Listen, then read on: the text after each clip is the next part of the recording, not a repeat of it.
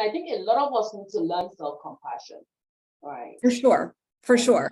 Which, you know, and would you, because I was listening to a previous interview that you did, and you were differentiating self-compassion from self-esteem too, which I still think I have it a little muddled. Yeah, let's talk about that. I love that. I used to do that too. I used to think it was the same thing. I used to think, oh, it's narcissistic if you're compassionate to yourself, but it's actually not. So self-compassion is very, very, very simple. Self-compassion is based on the idea that I am a human being worthy of love, period. Right? Self-esteem, on the other hand, is almost always tied to the external world.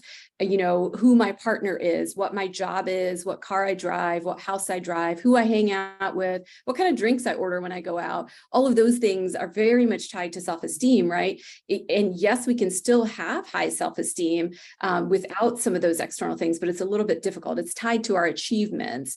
And of course, self-esteem is important, but a little too much self-esteem can lead to narcissism. You know, kind of this idea of the world is revolving around me, whereas self-compassion really is saying something like, oh, this feels hard, and that's okay. It feels hard because it is hard, you know, and so much of life is challenging and it is messy as we move through different things in our lives, and being able to have a certain softness to ourselves rather than, you know, getting angry with ourselves, whether it's, you know, sometimes like just yesterday, I had another amazing client who said, I don't know why, but every time I do this one thing that I know I'm safe in, I get so afraid. And then I am so mad at myself for being afraid. Then I just get so angry for the rest of the day, which if we could just take away what's known as sometimes that second arrow, the reaction to the thing that's happening, if we can take away some of the anger and go, it's okay, I am feeling fear and it can come along. I will still do this thing, and kind of refuse almost to make a meaning out of whatever emotion is arising in us. Wow. Okay.